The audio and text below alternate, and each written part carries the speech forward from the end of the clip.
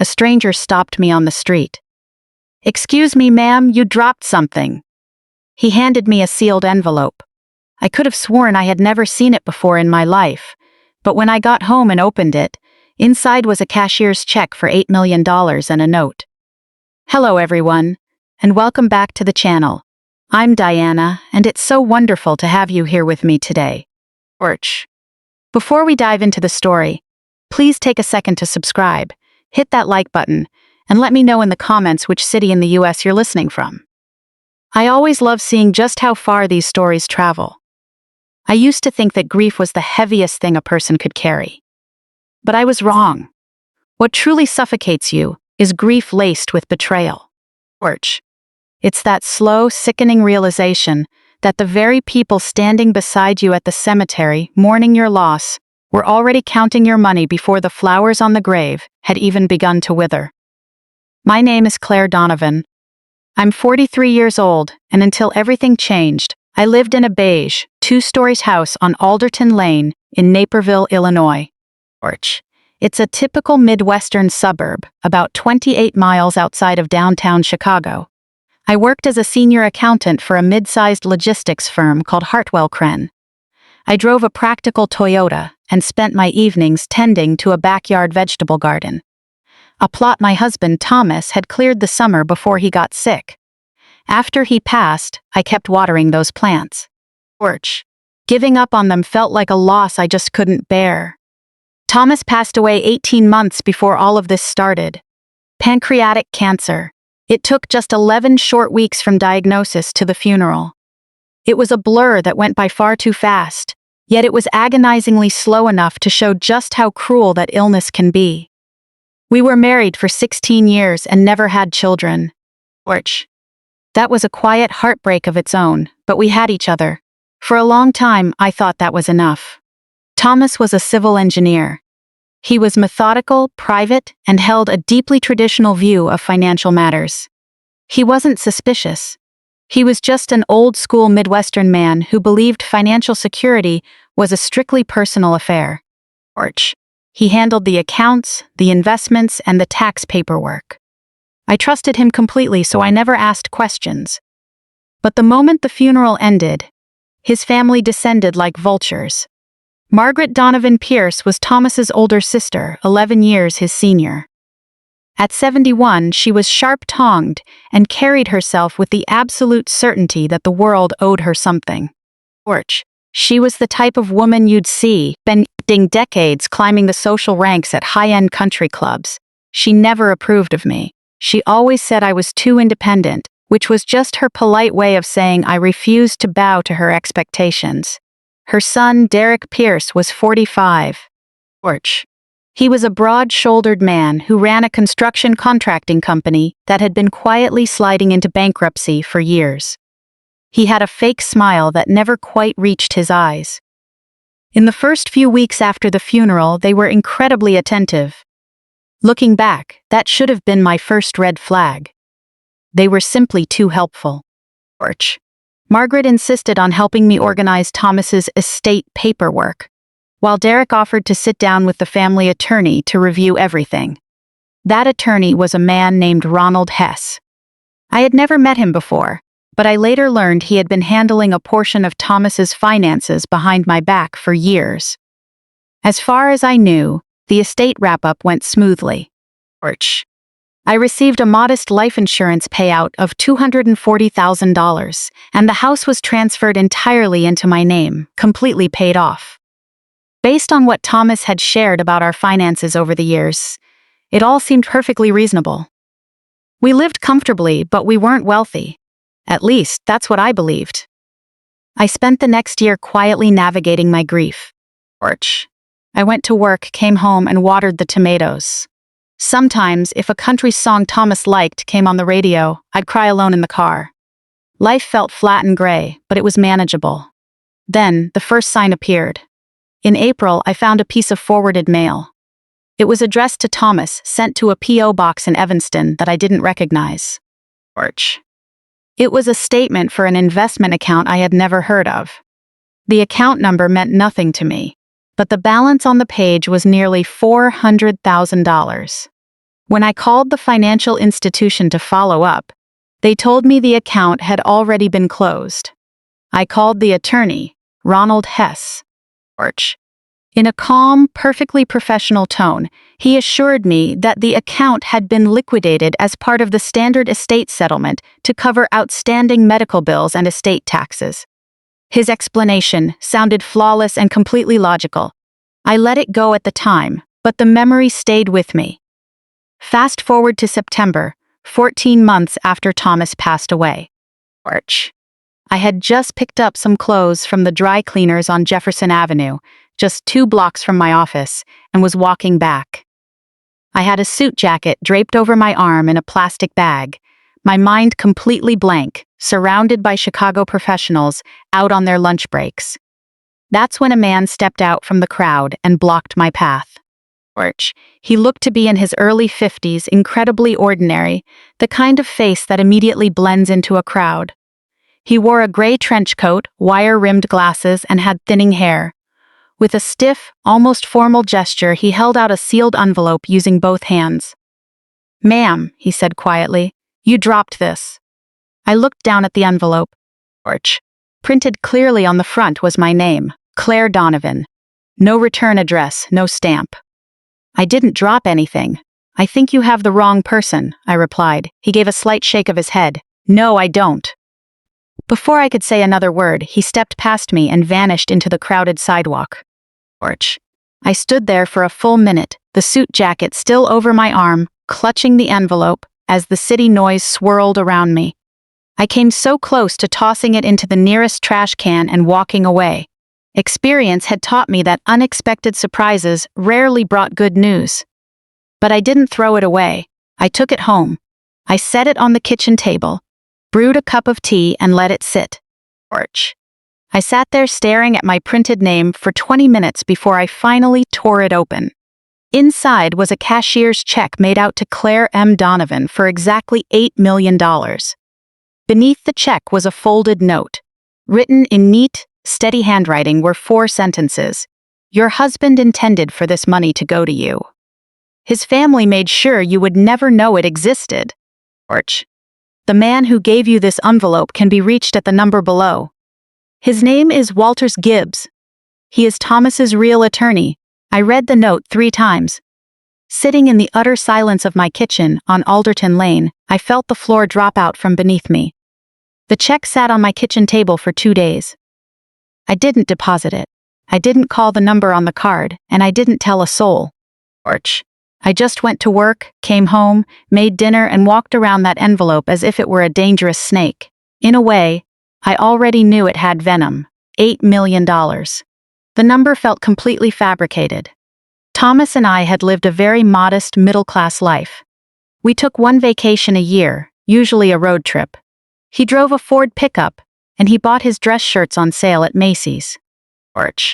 To think he had $8 million, that while I was cutting coupons and checking grocery receipts, this massive fortune was sitting quietly in an account somewhere, made me feel like I had been living a completely rewritten version of my own life.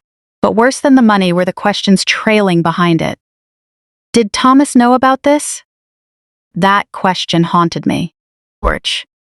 It opened up 2 equally devastating possibilities. Either Thomas had intentionally kept a massive, life-altering secret from me, or someone else had hidden the money from both of us, took control of it, and quietly claimed it for themselves the moment he passed away. I remembered how eager Margaret had been to handle the estate. I remembered Ronald Hess's smooth, reassuring voice on the phone. I thought back to that closed investment account in Evanston, the one that had supposedly been wiped out to pay debts. A cold weight settled in my chest. I realized I had never actually seen a single piece of paperwork proving that liquidation. I had simply taken a stranger's word for it.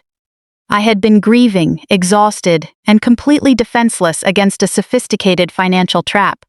And they knew it.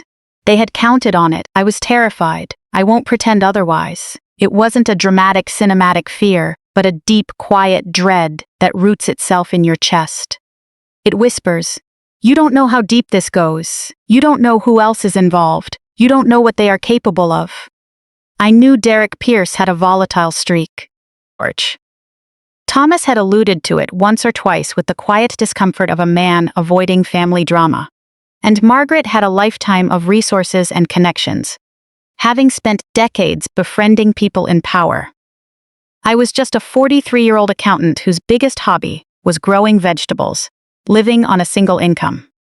If this was going to be a fight, the odds were heavily stacked against me.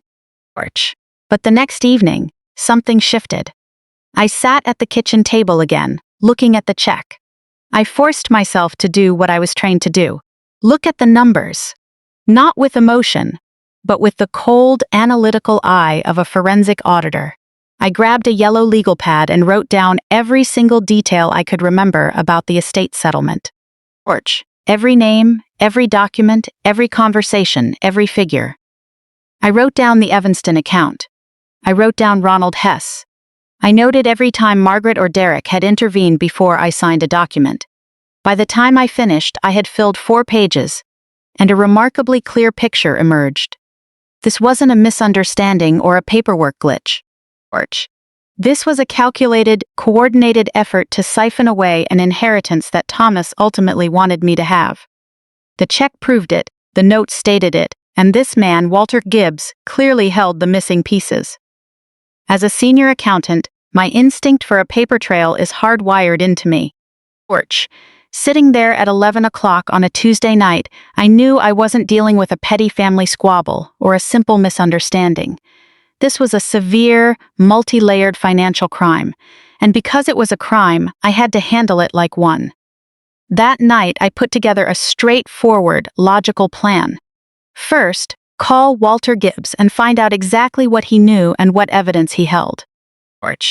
Second, retain an attorney, not just any lawyer, but a sharp litigator specializing in estate fraud, who had absolutely no ties to Ronald Hess or the Donovan family. Third, secure the check physically and legally. Fourth, keep absolutely quiet.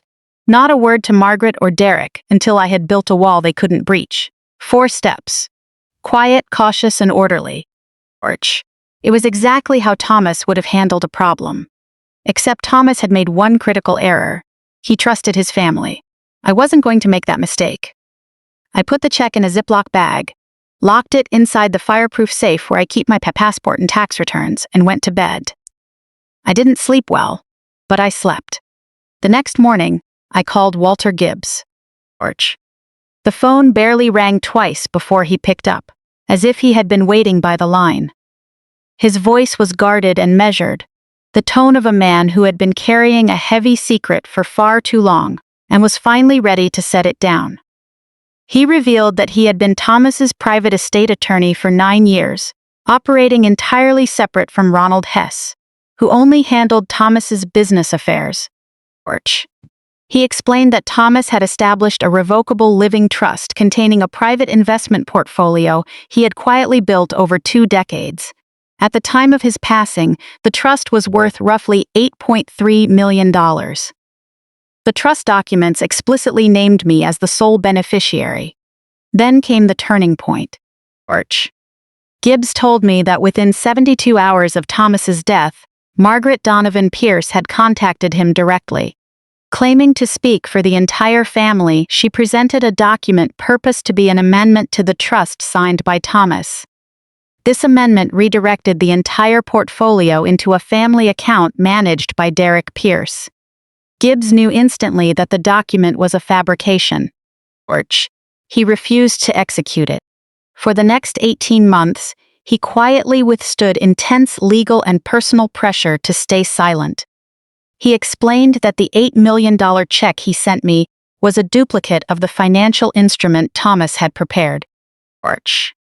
The actual assets were currently frozen in a legal holding pattern, and Gibbs had spent the last year fighting for them in court on my behalf without my knowledge. I sat in my car in the basement garage of my office building. The phone pressed hard to my ear, taking it all in. "Why didn't you contact me sooner?" I asked. There was a long pause on the line. "Because they told me you had signed off on the amendment," Gibbs said. They showed me a letter, allegedly written by you, stating you agreed to the reallocation. I didn't believe it, but it took me months to legally verify that your signature had been forged as well. Mrs. Donovan, I am so sorry. I should have found a way to reach you sooner. Orch. Hearing that, I didn't even have the energy to be angry with him. I saved that anger for later. That afternoon, I called Patricia Sterling. It took some effort to track her down. She was a law school classmate of my college roommate. Most importantly, she had zero connections to the Donovan family. Orch. She was a senior partner at a prominent firm in the Chicago Loop, specializing in high-net-worth estate litigation and financial fraud. My friend had always described her as utterly relentless in a courtroom. She was exactly who I needed. 2 days later, I met her in her office on the 31st floor of a skyscraper overlooking the gray-green waters of the Chicago River. I brought everything. My notes, Walter Gibbs's contact details, photos of the cashier's check, and copies of every single document I had signed 18 months prior. I laid it all out. She listened in absolute silence, never interrupting. When I finished, she paused for a moment. They forged your signature too, she said, stating it as an undeniable fact. She began making rapid notes on her pad. Since Gibbs can verify this, we'll need a forensic document examiner. We need to file subpoenas for the original trust amendment and the consent letter, and we need Gibbs's complete file. She looked up, her gaze incredibly sharp. Have you had any contact with the Donovans since you received that envelope? No. Good. Keep it that way. Don't call Margaret. Don't call Derek. Don't speak to anyone connected to them. If they reach out to you for any reason, call me immediately. She leaned forward slightly. Mrs. Donovan, let's be entirely clear. What you are describing is a massive estate fraud involving the forgery of legal documents, and potentially perjury. If we can prove this, and I fully intend to, this won't just stay a civil matter. It crosses into criminal territory. People go to prison for this. I nodded. My hands were perfectly steady, which surprised even me. Over the next week, Patricia moved fast. She filed an emergency protective order against the trust assets, operating quickly and quietly without tipping our hand. Before anyone on the other side realized what was happening, our legal groundwork was firmly in place. But they found out anyway. I'm still not entirely sure how, though my best guess is that Ronald Hess had an informant inside the Cook County Clerk's office. Chicago is a city where certain well-connected men spend decades building quiet networks over steak dinners and favors. Regardless of how the leak happened, 10 days after my meeting with Patricia, Derek called me on a Wednesday morning while I was having breakfast. His voice was incredibly warm and friendly. Claire, how have you been? I've been meaning to call and check in on you. I had already rehearsed for this exact moment. I'm doing fine, Derek, just busy with work. Of course, of course. He paused. Listen, my mom was wondering if you could come over for dinner this Sunday. She's been thinking about you a lot lately. We're family, Claire, and family has to stick together. Family, the word felt incredibly heavy, hanging like a block of ice between us over the phone line. I'll have to check my schedule, I said evenly. I'll let her know. The moment I hung up, I called Patricia. She wasn't rattled at all. They're fishing to see what you know, she told me. Don't give them a thing. Keep your routine perfectly normal and let the legal process do its work. That very afternoon, the first piece of undeniable proof arrived. Patricia's office received a copy of the contested trust amendment through the court subpoena. The exact document Margaret had tried to force Gibbs to execute. Patricia brought in a forensic document examiner from Milwaukee named Dr. Yolanda Marsh. Dr. Marsh spent 4 days conducting an exhaustive cross-post analysis of the signature against known, verified samples of Thomas's handwriting taken from bank records, tax filings, and the original trust agreement. Her conclusion was definitive. The signature on the amendment was an outright forgery. According to her data comparing the document against 43 authentic samples, The signature showed clear physical inconsistencies in pen pressure, letter formation, and alignment. It was a practiced attempt, but it lacked the precision of a professional. It was clearly done by someone who had access to Thomas's signature and had studied it closely, yet they still left unmistakable flaws. When the report came in, Patricia called me. There was a deep, quiet satisfaction in her voice, the tone of a hunter who knew the trap had snapped shut. "We have them, Claire," she said. "There's no turning back from here."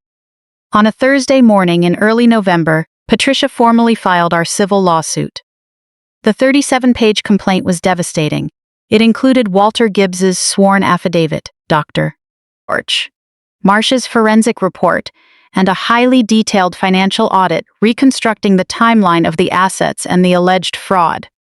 We named Margaret Donovan Pierce and Derek Pierce as co-defendants, and Ronald Hess as a co-conspirator.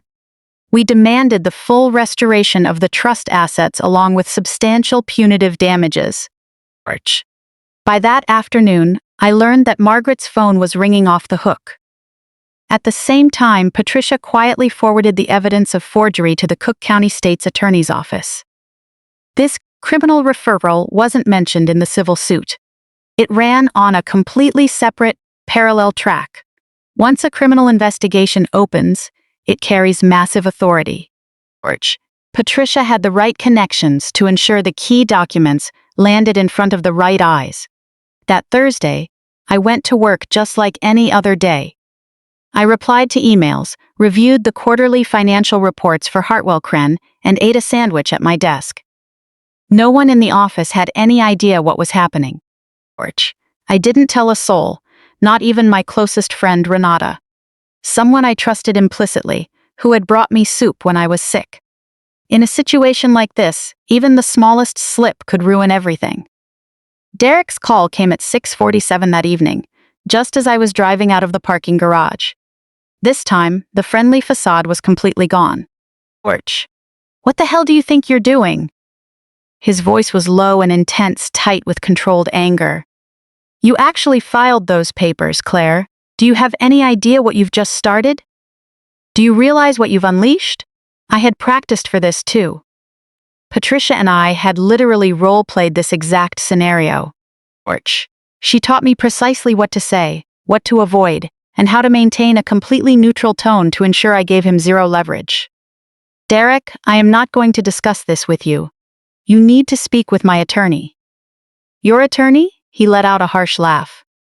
"You think this is a game? My mother is 71 years old. You're dragging her into court? For what? Money?" If Thomas could see what you're doing right now, he would be absolutely disgusted. Thomas. He was using my late husband's name as a weapon against me. "Do not speak his name," I said. It was just a quiet statement, but something in my tone must have drawn a hard line because the line went completely silent. Then, the mask slipped entirely. "You need to be very careful," he said, his voice dropping to a dark whisper. "Be very careful about who you choose to cross. When you start throwing around accusations you can't back up, things can get incredibly complicated." "I can prove it," I replied. "That's the entire point." I ended the call. My hands were shaking, not from fear, but from a massive surge of adrenaline. I had actually said it out loud.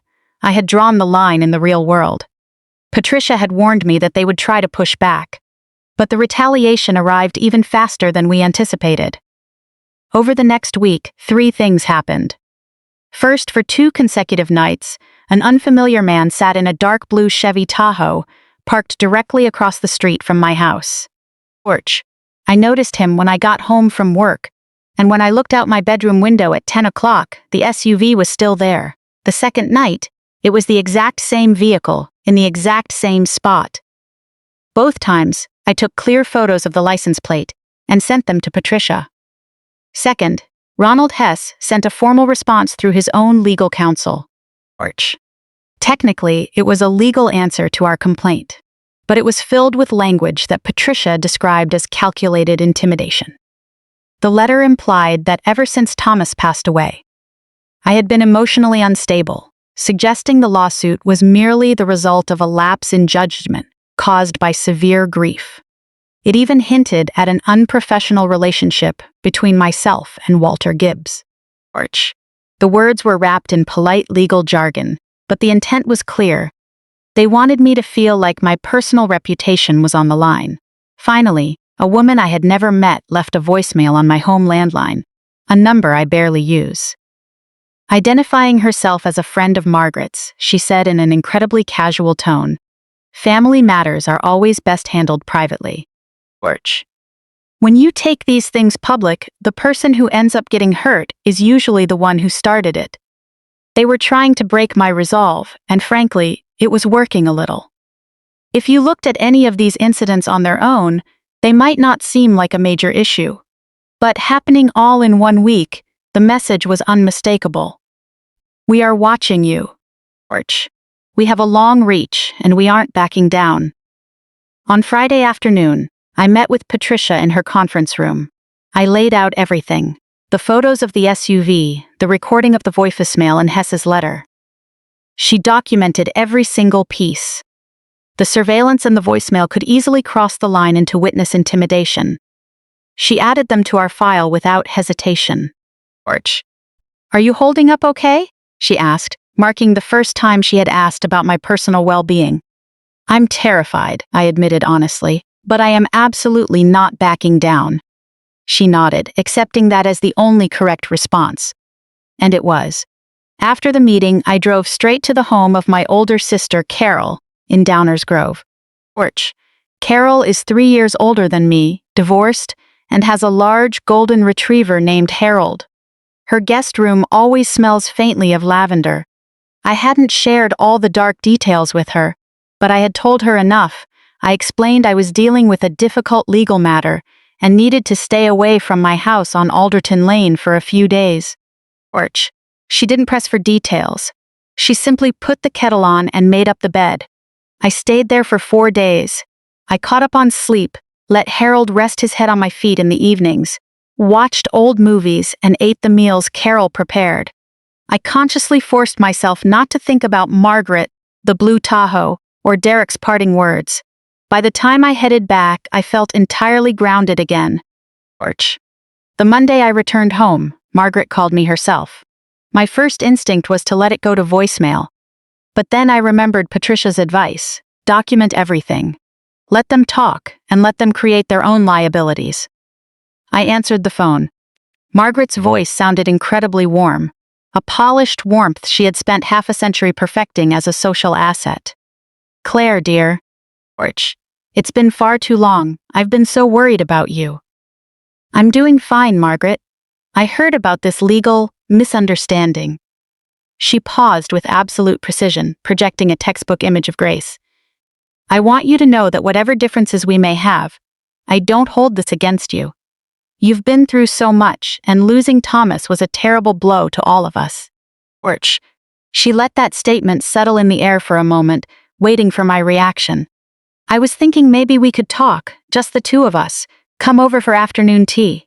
Claire, we were family for 16 years. You don't just erase that overnight." There it was again, that word. Family. I knew exactly what she was trying to do. She wanted to isolate me away from lawyers, away from witnesses, away from any legal protection.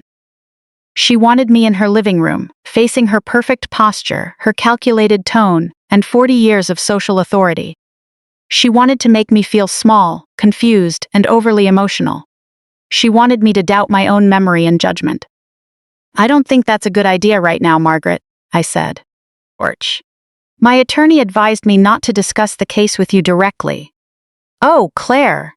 Her voice softened, turning disappointed, carrying a classic motherly reprimand. "Do you really have to hide behind lawyers for everything? We're family. I'll see you in court," I said, and hung up the phone. I sat quietly in the kitchen for a moment, letting the silence settle around me. Then I realized something that surprised even me. I wasn't shaking. 2 months ago, even 2 weeks ago, I would have panicked. The fear was still there, but beneath it, a colder, tougher resolve had solidified. I was no longer shocked by what they were willing to do. And once you lose your ability to be surprised by someone's lack of morals, they lose most of their power over you. George. 3 days later, Margaret's lawyer sent Patricia a settlement offer. They wanted to settle out of court. They agreed to release a portion of the trust assets, $1.2 million, to me. In exchange, I had to drop all charges and sign a strict non-disclosure agreement. The NDA would permanently bar me from speaking publicly about the case or cooperating with any criminal investigation. George. Patricia laid the proposal out in front of me without an ounce of emotion. That was just her professional style. She placed it on the table and let me read it myself. 1.2 million out of 8 million. I read through the confidentiality terms carefully. They were incredibly broad, even aggressive. George. It would permanently ban me from mentioning the forged signatures, the fraudulent amendment, or Ronald Hess's involvement. It would place a tight legal seal over everything they had done, giving them absolute protection. If I signed it, I would be enabling them. It wasn't just a tactical defeat. It was a moral bankruptcy. This money didn't just affect me. George. Walter Gibbs had fought alone for 18 months against intense pressure and intimidation. The gears of a criminal referral were already turning, and accepting a settlement would likely derail the investigation. Other people I didn't even know, people down the road, might be protected because of the precedent this case could set. George. I realized then that the Piercys had definitely done things like this before. They had spent their entire lives taking whatever they believed they deserved. No, I told Patricia, absolutely not. She nodded. That's exactly what I hoped you'd say. It was Patricia who first suggested that reaching out to people with similar experiences might help me. George. She quietly mentioned a support group recommended by attorneys for individuals caught in estate fraud conflicts, especially women who suddenly found themselves in unexpected legal battles. I was skeptical at first. I'm not naturally a group person.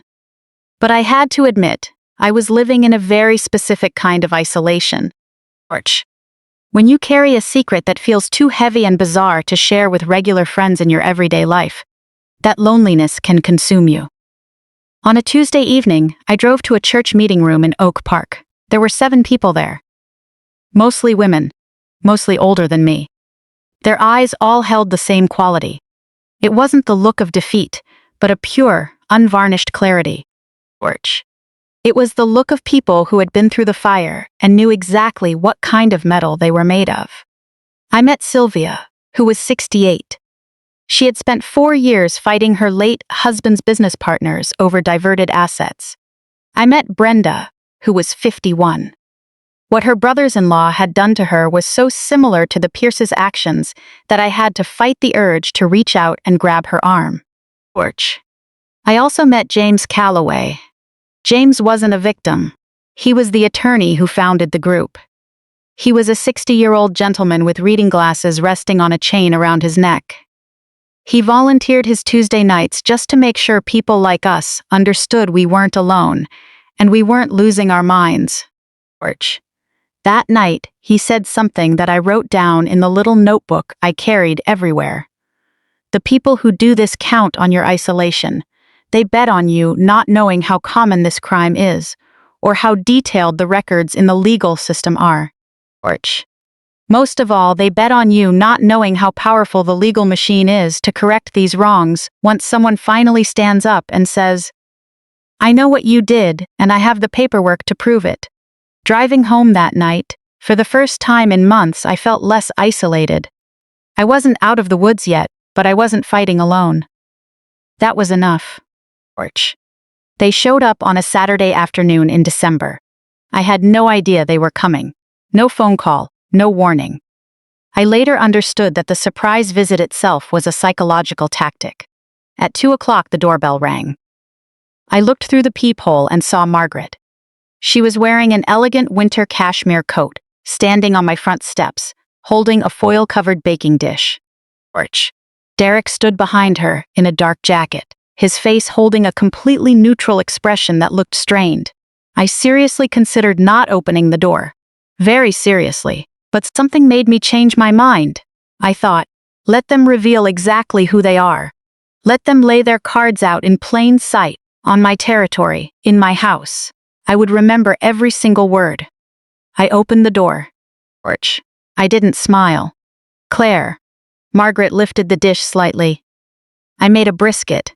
I know how much you used to love my Midwestern pot roast.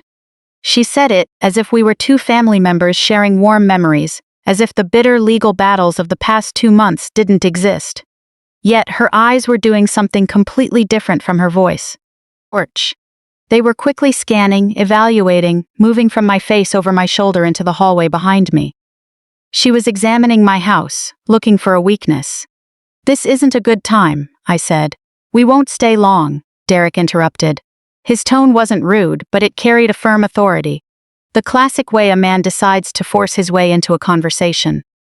Just a few minutes, Claire, please. Porch. I let them in. I set the brisket on the kitchen counter and never touched it again. I didn't offer coffee, and I didn't ask them to sit down. I just stood in my own kitchen, arms at my sides, waiting. Margaret spoke first, because she always took the lead. Without an invitation, she sat right down at my kitchen table, crossing her hands over her chest. Porch. She spoke with a dramatic, performative sorrow. This nonsense needs to end. We are family. It would break Thomas's heart to see this. Don't speak for Thomas, I countered directly. You forged his signature. You don't get to represent him. A momentary flash crossed her face. It wasn't guilt, but a sharp annoyance that she quickly suppressed. That is a very serious accusation, Claire. Porch. I understand you're hurting, and I understand you've been processing your grief in an irrational way, which has led you to some completely false conclusions. Margaret, I interrupted, my voice perfectly level. I have a report from a forensic document examiner stating clearly that the signature on that amendment is not Thomas's. I have a sworn affidavit from Walter Gibbs. Porch. And I have the original trust records obtained through subpoena, naming me as the sole beneficiary. So, stop acting. Dead silence filled the room. Derek shifted his weight to his other leg. When he spoke, another piece of the friendly mask slipped away. Do you really want to do this the hard way? Do you really want to drag a woman in her 70s into a courtroom? Porch. You want to drag this family's reputation through the newspapers over money, over $8 million that Thomas never even intended. Never intended what? I shot back. Never intended to leave to me? His lawful wife? The sole beneficiary he named in a legally binding original document? Derek stared at me, his jaw clenched tight. You're making a massive mistake, he said. Porch. You have no idea what kind of resources we have. We've been in Chicago for 40 years. Hess knows every clerk and magistrate in the Cook County court system. We can drag this out for a decade. We can make your life incredibly difficult, Claire. Very public. Very unpleasant. He paused, letting the threat hang in the air. Or, you can take the settlement, move on, and live your life. Porch. It's a generous offer. He spoke quietly, almost gently. That was the most unsettling part. I looked at him for a long moment. Are you threatening me in my own home? I asked, spacing out every word, because I need to be entirely clear on what I just heard.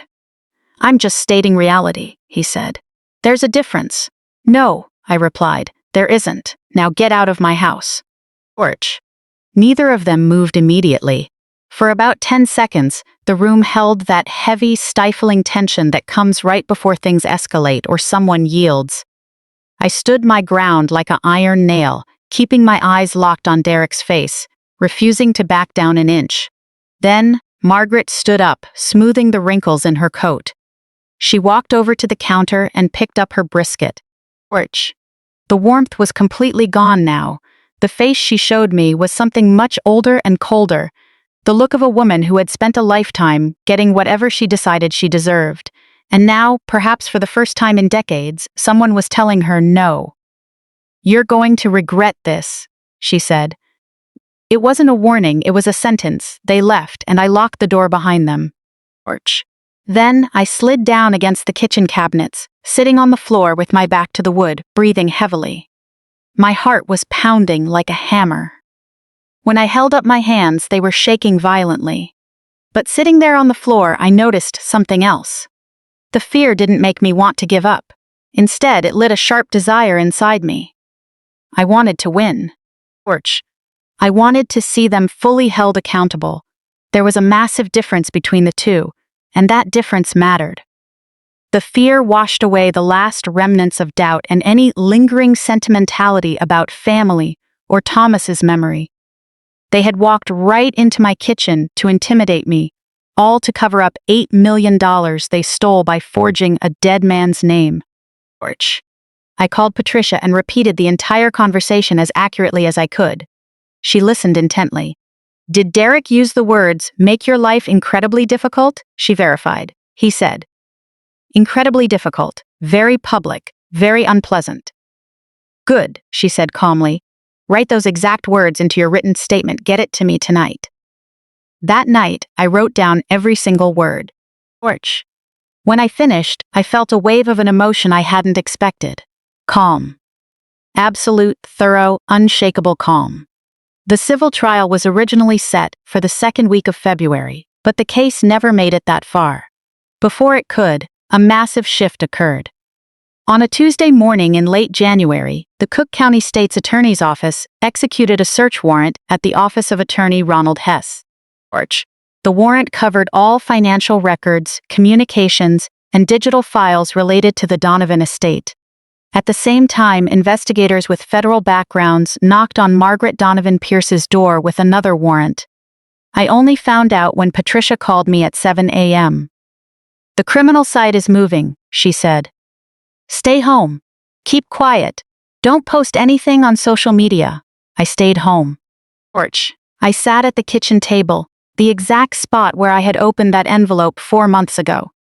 I drank my coffee and watched the cold winter sunlight move slowly across the floor. I was remarkably at peace, not numb, just genuinely peaceful. There's a difference there too. Ultimately, the civil trial went forward in the second week of March, lasting 4 days. It took place in a courtroom on the 5th floor of the Daly Center. I had been to court before for minor things like traffic tickets or notary issues, but this was entirely different. The room held a specific solemn weight, reflecting all the major decisions that had been handed down there over the years.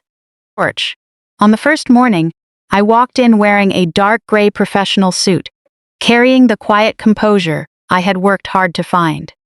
The serious atmosphere of the court wrapped around me like a Midwest winter. Patricia's performance in court was stunning.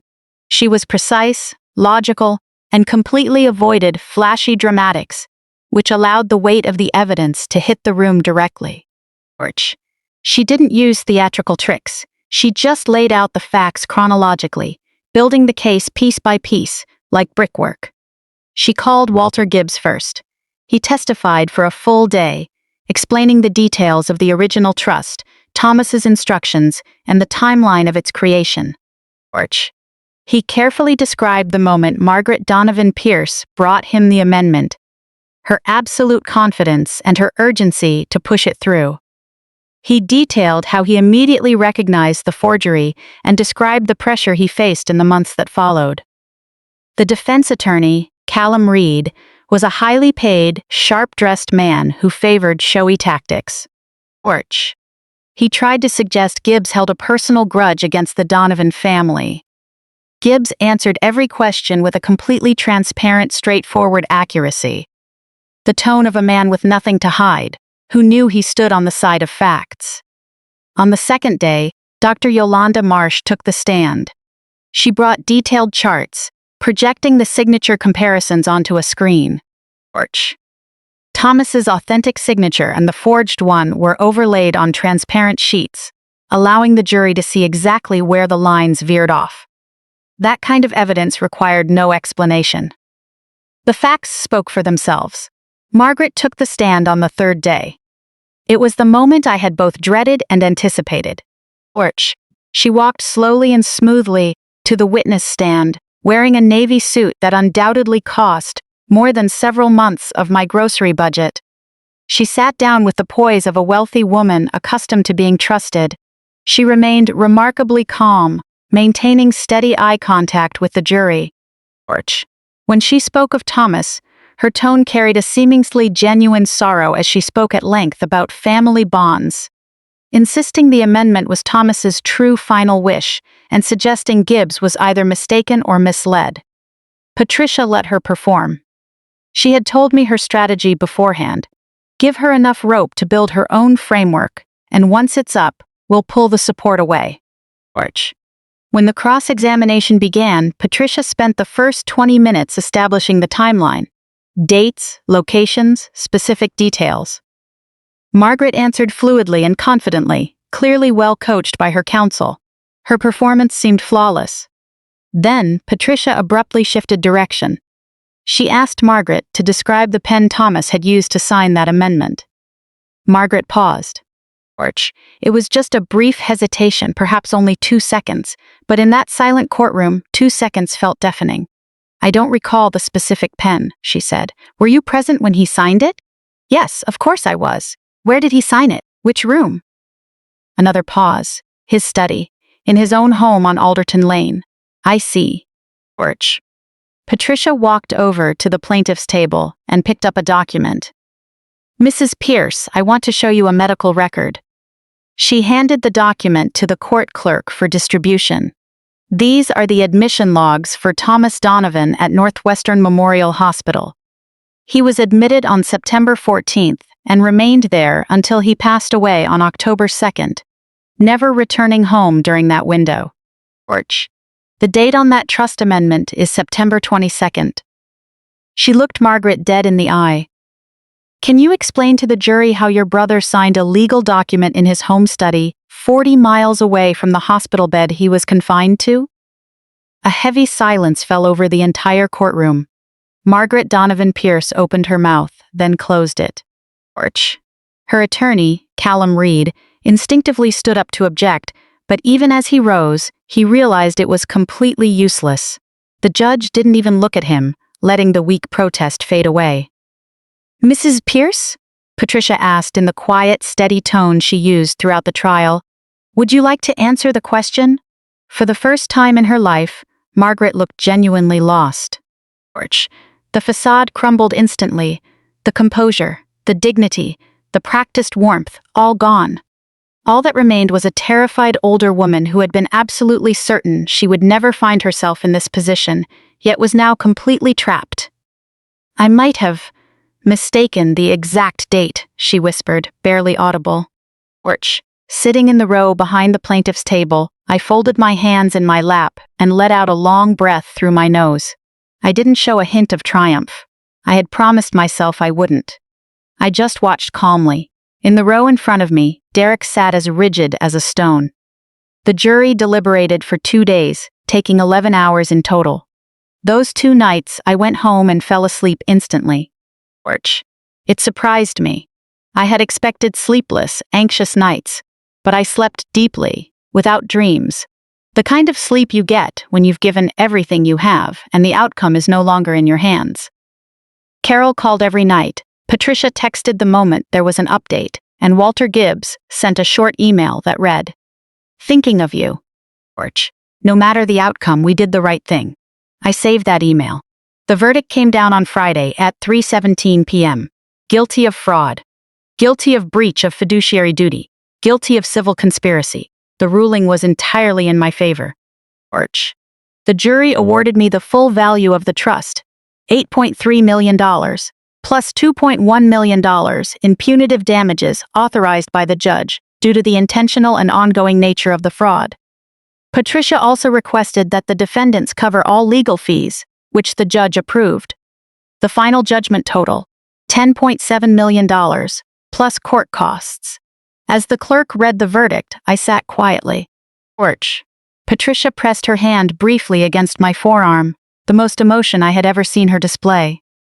I nodded. I think I said thank you, though I wasn't sure to whom. The criminal case moved much slower, as is standard in the legal system, but it moved steadily. In May, Ronald Hess reached a plea agreement. He surrendered his law license, cooperated fully with the prosecution, and was sentenced to 3 years of probation along with a heavy fine. In his cooperation agreement, he confirmed everything. The amendment had been created in his office under Margaret's direction. The signature was traced from a document Thomas had signed years earlier, and he had been paid $180,000 for his participation. Derek Pierce was formally indicted by a federal grand jury, facing charges of document forgery and mail fraud. He accepted a plea deal the following summer, 18 months in a minimum security federal facility, followed by 3 years of supervised release and substantial financial penalties. The penalties, combined with my civil judgment, effectively ended his construction firm, which had already been struggling on the edge of bankruptcy for years. The legal storm was the final blow. Just 84 days before her 72nd birthday, Margaret Donovan Pierce was formally indicted on charges of fraud and conspiracy. Her defense team argued extensively regarding her age, her apparently poor health, and her lack of a prior record. Ultimately, she received probation, a heavy fine, and 2 years of strict home confinement. She avoided time behind bars. I was honest with Patricia about my feelings. She should have faced a harsher penalty. She paid a real price, Patricia countered. Her name is permanently on a public criminal record. Her son went to federal prison. Her reputation, everything she spent 70 years building in her social circle, has vanished completely. She paused. Is it everything she deserved? No. But is it far better than taking that $1.2 million, signing an NDA and letting her walk away without a word? Absolutely. She was right. I knew she was right. A large portion of that $10.7 million judgment was immediately recovered from the frozen trust assets and returned to me. Collecting the remaining balances from Derek and Margaret would require a lengthy process of property liens and collections. Patricia warned me it would take time. I told her to pursue it to the very end, no matter how long it took. She agreed. For me, sitting in Patricia's office that afternoon, waiting for the final confirmation, the number itself didn't matter anymore. A number is just a number. It was massive, yes, and it changed my life. But the real comfort came from something far more concrete. The forgery was permanently documented. Thomas's actual wishes were recorded. The truth about my husband's final intentions was now a matter of public record in the Cook County court system, complete with a case number, a jury verdict, and a judge's signature. They had tried to bury it. They tried to bury me in my own grief, counting on a widow who knew nothing about secret accounts and lacked high-level legal connections to quietly accept their handouts and be grateful. That evening, I took my usual route home from Patricia's office. I drove past the dry cleaners on Jefferson Avenue, the exact spot where the man in the gray trench coat had stepped out of the crowd and handed me that envelope. I slowed down slightly, looking at that patch of sidewalk. I still don't fully know the inner conflict Walter Gibbs went through. Why did it take him so long? What specific mix of conscience and courage finally pushed him to act? I asked him once. He said, all I could think about was what Thomas asked me to do, and the fact that I hadn't done it yet. A person usually only gets one chance in life to correct a mistake that large. I felt that was the most honest sentence anyone had spoken to me throughout this entire ordeal. 6 months after the verdict, I moved out of Naperville. In October, I sold the beige house on Alderton Lane and bought a condo in Lincoln Square, up in Chicago.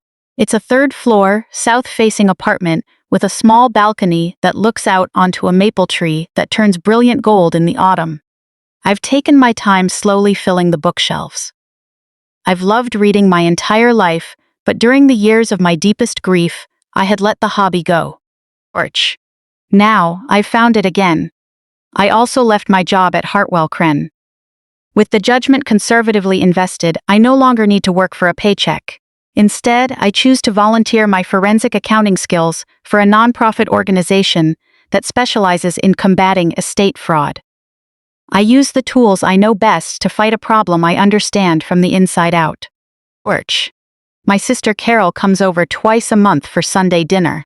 Every few weeks, I grab breakfast with Sylvia from the support group. She won her case too and is enjoying a peaceful retirement.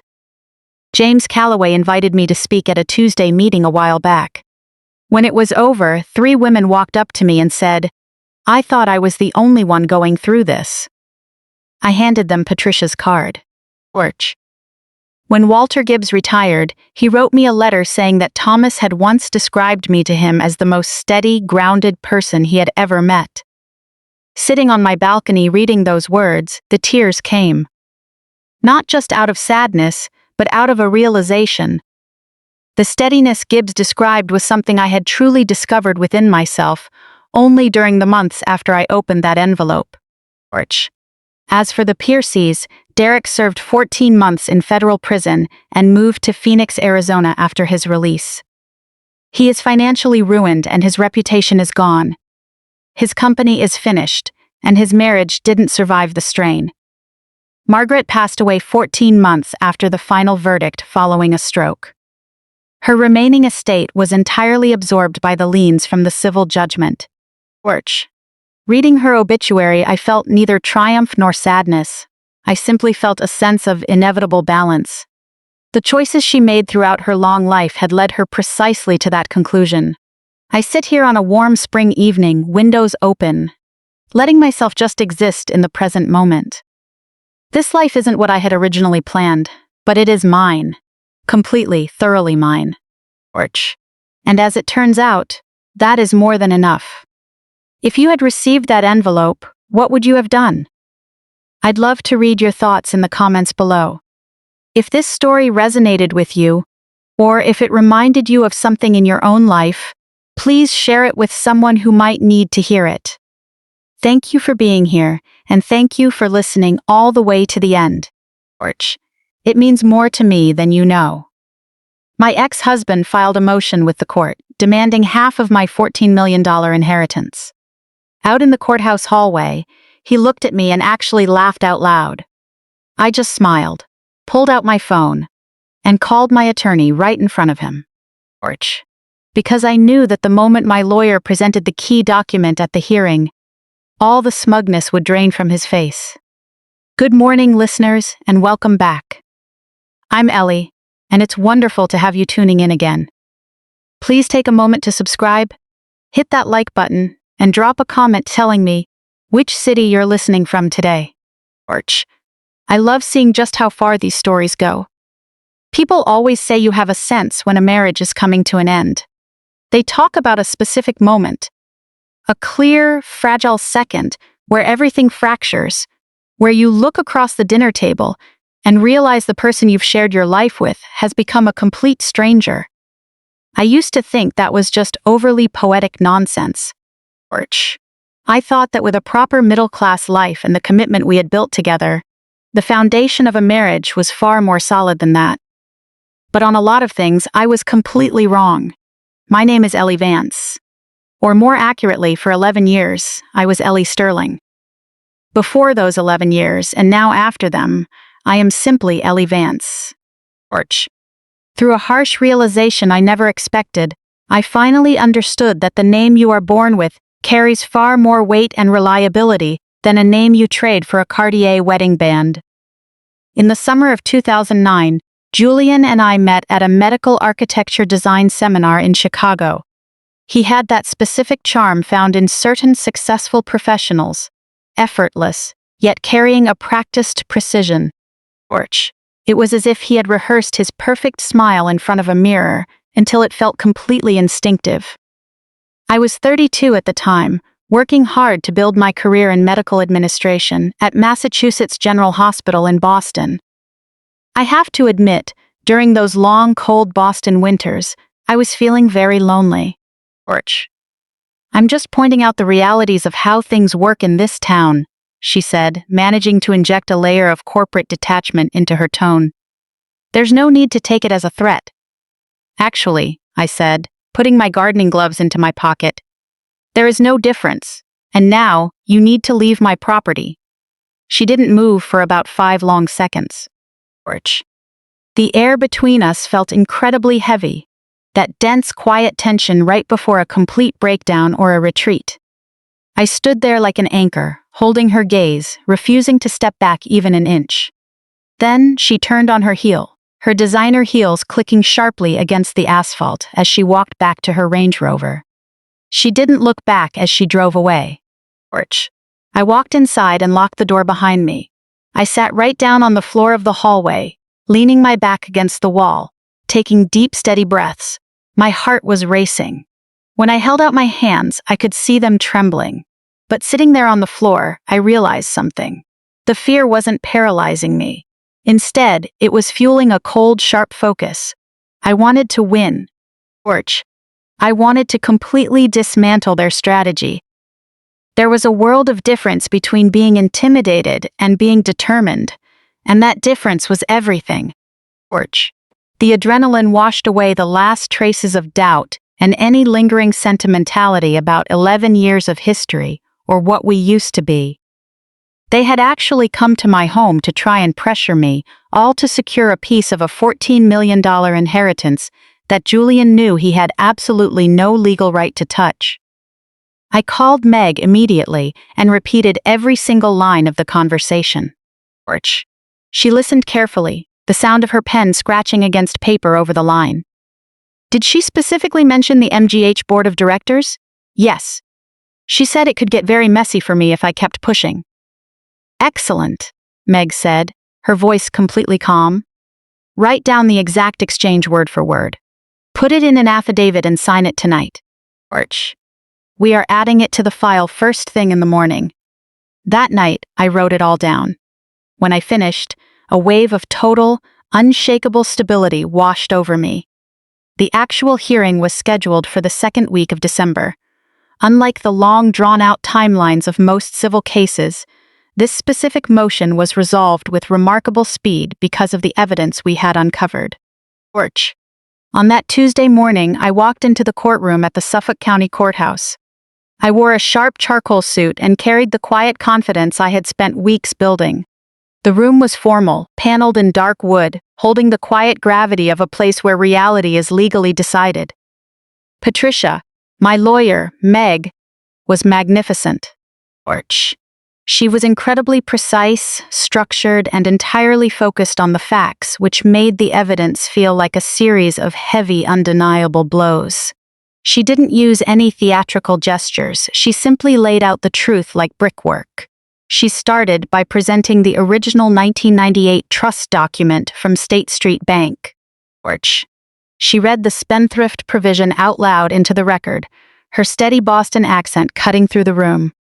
Then she pulled out the email chain between Julian and his asset investigator, Robert Slade. She handed copies to the judge and to Julian's attorney, Richard Frost. Your Honor, Meg said, her voice quiet but echoing clearly in the silent room. Porch. The plaintiff filed this motion claiming he acted in good faith under the principle of equitable distribution. Yet, these documents prove that weeks before filing, he was explicitly advised by his own financial investigator that this trust was an irrevocable spendthrift entity established 13 years before he met my client. Porch. He knew the legal reality, chose to conceal it, and proceeded with a frivolous motion purely as a tactic of financial harassment. Richard Frost stood up to object, but his voice lacked conviction. He looked down at the emails in his hand, his face pale. He looked like a man who had just realized his client had marched him directly into a legal minefield. Porch. Julian sat next to him, his jaw clenched so tight the muscles were twitching. The casual, confident white-collar charm he had worn in the hallway weeks ago had vanished completely. The judge didn't even look at Frost. She reviewed the emails, then looked down at Julian over her glasses. Mr. Sterling, the judge said, her tone icy. Do you recognize this correspondence? Porch. Julian opened his mouth, but no sound came out. He looked at his lawyer, but Frost was looking at the ceiling. The silence in the room was absolute. I see, the judge noted. She turned her attention to the bench. The motion to include the trust assets as marital property is denied. Porch. Furthermore, based on the clear evidence of bad faith and frivolous litigation under Chapter 231, Section 6F, I am granting the defendant's motion for full reimbursement of all legal fees and costs associated with defending this action. It was over in less than 40 minutes. When the ruling was handed down, I didn't smile. Orch. I didn't look back at Julian or Chloe, who was sitting in the front row of the gallery, her face completely frozen. I just looked at Meg, thanked her quietly, and walked out of the courtroom into the December cold. The final financial resolution took a few more months to clear the court system, but the impact was absolute. Orch. Julian's firm, already reeling from the loss of major contracts, couldn't handle the combined strain of the divorce settlement, his own mounting legal bills, and the court-ordered fee reimbursement to my team. By the following autumn, his partners forced a restructuring, and Julian had to sell his share of the practice just to cover his debts. Chloe's real estate business took a hit as well. In a town like Boston, reputations are fragile, and news of an attempted legal shakedown involving high-profile boards travels fast. The luxury listings she used to handle began going to other brokers. I stayed in my Brookline townhouse. I kept working my regular hours at MGH, finding a deep comfort in the structured routine of hospital administration. The $14 million trust remained exactly where my mother intended it to be: safe, independent, and entirely mine. 6 months after the final papers were signed, I sat on my back porch on a mild summer evening. The garden containers I had worked on in the spring were full of green leaves and flowers. This wasn't the life I had pictured when I walked down the aisle in Cape Cod 11 years ago. It was different, quieter, and entirely honest. My mother had been right all those years ago on the white rose petals. A woman's judgment is her most valuable possession, and I had finally learned how to trust my own. If you found yourself in a position where someone you trusted tried to take what wasn't theirs, how would you handle it? Let me know your thoughts in the comments below. If this story brought you value or reminded you of the importance of standing your ground, please share it with someone who might need to hear it today. Thank you for watching, and thank you for staying with me until the very end. It means the world to me. I'm going inside now, I announced, treating my decision with the cold detachment of a medical waiver. And I'm calling my lawyer immediately. If you try to contact me again, approach my workplace, or make any false representations to my employer or professional board, Meg will file for a restraining order first thing in the morning. Today's visit will be submitted as Exhibit A for harassment. I paused, looking directly into her widened, meticulously made-up eyes. Have a nice weekend.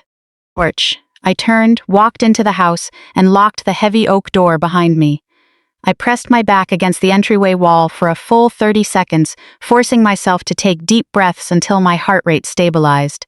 Then, I called Meg. As always, Meg was sharp and completely unfazed. I'll find out if she has private counsel. If she does, I'm issuing a formal cease and desist letter directly to their office, Meg said, her pen scratching quickly on the other end of the line. She paused, and I could hear a cold smile in her voice. Ellie, this actually plays right into our hands. Into our hands? I repeated. They're terrified, Meg said. And when people are terrified, they make catastrophic mistakes. I filed the notes from that call and a detailed timeline of the driveway confrontation into a manila folder marked Evidence. Active. My mother's orderly instincts had taken over completely. Once that was secure, I decided to do something I had been putting off for 2 months. I requested 4 days of leave from the hospital.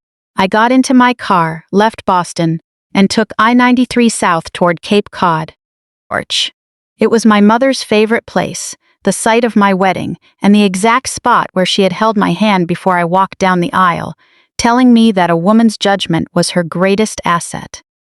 I rented a small cottage with a wooden deck in Chatham.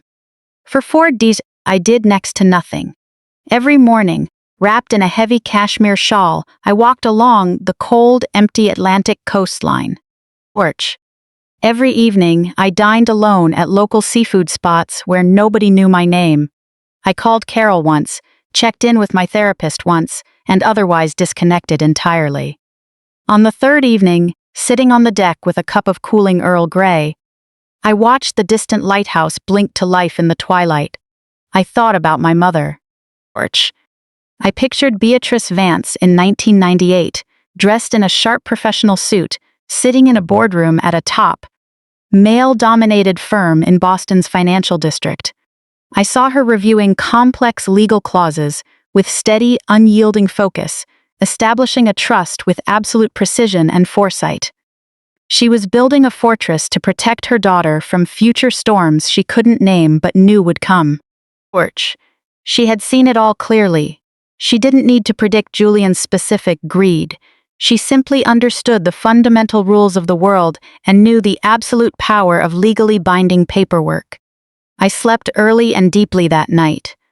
When I woke up, the exhaustion of the conflict had settled into a hard, quiet readiness. Porch. Driving back to Boston on Sunday morning with the windows halfway down, watching the Cape Cod coastline disappear in my rearview mirror, I felt completely grounded. The fatigue hadn't vanished, but the internal chaos had cleared. The bubble in the level had centered perfectly. Porch. Meg had sent 2 updates while I was away. Standard procedural notifications about deposition scheduling, a minor document exchange with Frost's office, and a formal court order confirming our hearing date, May 14th, just 5 weeks away. Sunday night, I sat at the kitchen table with a black coffee, staring at my yellow legal pad. Porch. For the first time in months, my mind felt sharp, analytical, and entirely under my control. By Tuesday, Julian's attorney, Richard Frost, sent a formal proposal to Meg. I read the letter in Meg's office on a gray, drizzly Wednesday morning, the kind of Boston spring day where the rain feels like winter's last bitter remnants. Porch. Meg sat across from me, her reading glasses on, hands clasped over her desk. The letter proposed that if I agreed to a one-time lump sum payment of $400,000 out of the inheritance, which Frost beautifully phrased as recognition of mutual contributions during the calendar years of the marriage, Julian would drop all claims against the trust. Porch. In exchange, I would drop our demand for legal fees and bad faith sanctions and sign a mutual release protecting him from any future estate liability. I read it twice. He's retreating, I said, my voice flat. Partially, Meg corrected. But the core premise remains flawed. He's still negotiating under the assumption that he has a legitimate right to leverage. It's a classic lowball strategy. Porch. He thinks that compared to $7,040,000 sounds like a bargain you'll happily pay to make him go away. It's not a discount, I said, dropping the paper onto the desk. It's an admission that he knows his case is built on quicksand. Meg took off her glasses. That's my assessment as well. I strongly advise a flat rejection. She paused, her sharp eyes locking onto mine. Porch. But I want you to consider exactly what you want the conclusion of this hearing to look like, not just financially, but for your own peace of mind. I kept quiet for a moment. The dim afternoon light cut through the blinds, casting long shadows across the oak desk. In the outer office, a phone rang and was quickly answered. Porch. I want the judge to see that 1998 document, I said slowly, entirely devoid of anger, feeling only a cold certainty. I want it permanently etched into the public record of the Massachusetts Superior Court. I want Richard Frost to stand before the bench and explain exactly why he filed a $7 million property motion without ever requesting the foundational trust files. Porch. Meg's expression didn't change, but a sharp, unmistakable spark lit up her eyes, the look of a veteran litigator whose client has just handed her the perfect mandate. Then that is our strategy, she said, tapping the desk. That afternoon, we formally rejected the settlement. Julian's response arrived on my personal phone the next morning. Porch. I hadn't blocked him yet, acting on Meg's advice to keep the line open for text evidence should he lose his composure. The text read, Ellie, this is getting ridiculous. I don't want to fight you. We shared 11 years of our lives. Your mother always liked me. Take the deal, sign the release, and let's both move on. Why prolong this? Porch. I read the text twice, analyzing it with the clinical detachment of a pathologist. He was pulling out the classic tools, appealing to shared history and shamelessly invoking my late mother. My mother, Beatrice Vance, passed away last September. And as a matter of cold, hard legal fact, she had structured her estate with rigorous terms specifically designed to ensure Julian Sterling could never touch a single dime of it. She may have politely tolerated him in life as one appreciates a shiny, empty ornament, but she trusted nothing but her own seasoned judgment. I screenshotted the message, forwarded it to Meg, and left him on read. That night, Carol came over with Thai food and a couple of good bottles of wine. She brought the comfortable ease of an old friend who knew exactly when to make a sharp joke and when to just listen. We sat out on the back porch, the spring breeze moving quietly through Brookline. I told her about the $400,000 offer. She took a sip of her wine and looked at me squarely. You're going to win this fight. Meg says the trust terms are ironclad, I replied. I'm not talking about Meg, Carol said. I'm talking about you, Ellie, you've already won. Since my trip to the Cape, I had also started attending a monthly professional women's network. It wasn't a support group or a divorce registry, but a sharp gathering of female executives in Boston's medical, financial, and legal sectors. They met on the first Tuesday of every month at a wine bar in the South End to discuss capital ventures, hospital administration, and navigating high-stakes professional landscapes. My therapist had recommended it months ago, but I only recently found the resolve to go. During my first meeting, I stayed quiet about my personal life. But by the second gathering, while we were analyzing a case study on due diligence, I described my ongoing litigation in very broad terms. 3 women at the table, a tech CFO, an M&A attorney, and a chief of cardiovascular surgery, looked at me with the sharp, knowing focus of people who had fought in similar trenches. So his counsel filed a division motion without even requesting the trust agreement? The M&A lawyer asked, raising an eyebrow. Yes, I said. She swirled her Pinot Noir and let out a brief, dry laugh. Then the game was over before it began. He's just too foolish to realize it yet. Driving home that night, I felt a deep, quiet sense of solidarity. I wasn't just legally protected. I was backed by a network of people who understood exactly how the world worked. 5 weeks remained until the May 14th hearing. The bubble in the level was perfectly centered. I was ready. With exactly 2 weeks left before the hearing, I attended a dinner party for Diane Kowalski's birthday. Diane was a senior member of the MGH board of directors. She belonged to that old-school Boston crowd, warm, highly capable, and possessed of the kind of effortless social presence that holds large institutions together. I had hesitated to go. My focus was entirely consumed by the upcoming court date, but Carol had been firm on the phone. You cannot let this litigation shrink your life, Ellie. The more you pull back, the more they think you're hiding. She was right. So I put on a tailored royal blue silk dress, drove to the private club in Back Bay, and told myself it was just a standard social evening. For the first 40 minutes, it was exactly that. I stood near the marble bar, discussing an upcoming wing renovation with Diane's husband. I was completely focused on the conversation until a sudden, distinct feeling of being watched made me turn around. Julian and Chloe were standing across the room. I later learned that Diane had no idea about the bitter legal battle between us. She had invited Julian simply because they had served together on a neighborhood development committee months before the divorce exploded. There was no malice in the invitation. The world is just cruel with its timing sometimes. But Julian had clearly checked the guest list. He knew I would be there. I could tell the absolute second our eyes met across the crowd. The speed with which they approached me confirmed it. Chloe followed a half step behind him, both of them wearing expressions that looked practiced in a mirror. Ellie, Julian began. His voice carried that hollow public charm common to men trying to appear reasonable in front of an audience. He was playing the part of the gentleman trying to clear the air. It's wonderful to see you. Orch. I was hoping we'd get a chance to speak somewhere away from the cold legal environment. I held my sparkling water, looking at him coolly. The room was warm, filled with the scent of good food and expensive champagne, the other guests completely oblivious to the sudden drop in temperature. Diane's laughter echoed from the far window. Orch.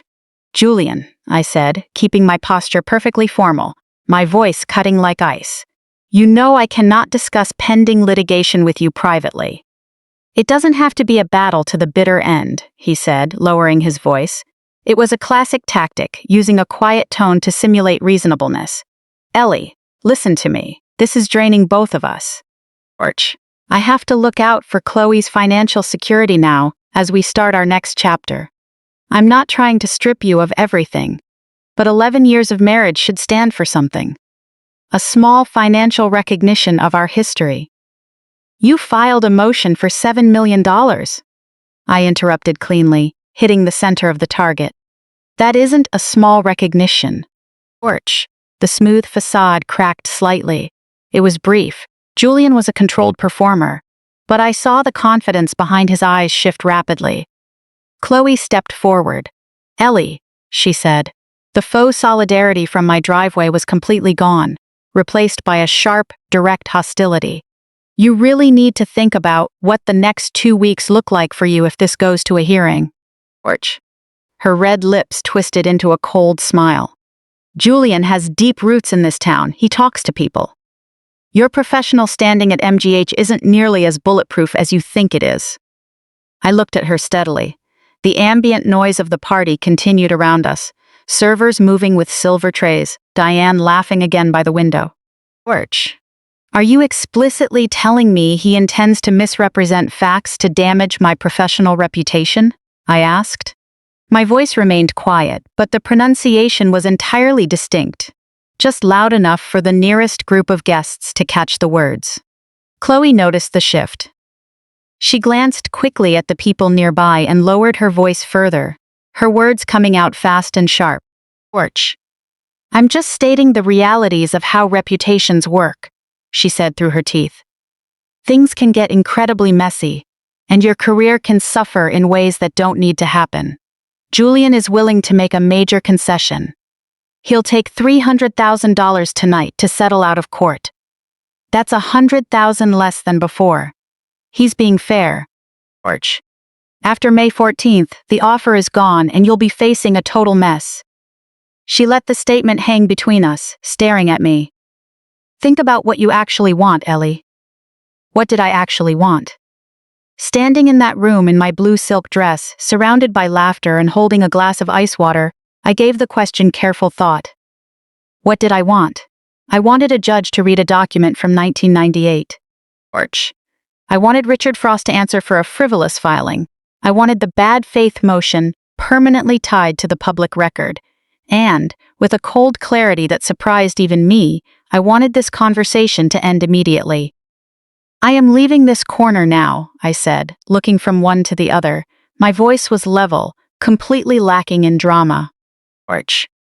If either of you comes within 5 feet of me tonight, I will ask Diane to have security step in. Tomorrow morning at 8, every word of this exchange will be detailed in an affidavit for my attorney. 我干脆利落地转过身走向大厅的另一端 My hands didn't shake. My expression remained entirely neutral, but in my chest the adrenaline was moving fast. It wasn't panic, but a sharp focus. Orch. I knew Chloe wasn't entirely bluffing. Julian did have connections, and a calculated whisper campaign can cause massive friction in hospital administration, even when entirely baseless. Friction wastes energy, and energy loss leads to concessions. At 9 o'clock, I thanked Diane, said my goodnights, and drove home. Orch. Without even taking off my coat, I sat down at the kitchen island, pulled out the yellow legal pad, and began writing. I noted every single word. The precise phrasing, the exact time, our location in the room, the nearby guests who could serve as witnesses, and Chloe's explicit career threat. Orch. When I finished, I called Meg's office and left a calm, structured voicemail detailing the entire incident. Once the record was set, I leaned back in my chair and let the residual tension sit there. I didn't try to force it away. Carol had told me once, "The goal isn't to live without fear, Ellie. The goal is to build something stronger than the fear." Orch. I used to think that was just a meaningless phrase on a greeting card. But sitting alone in that quiet house at 10 o'clock, looking at the yellow pad filled with facts, I finally understood she was right. The threat was real, but the resolve to stand my ground was far more absolute. It wasn't a vulnerability anymore, it was fuel. 13 days remained until May 14th. The bubble was locked in the center. I was completely ready.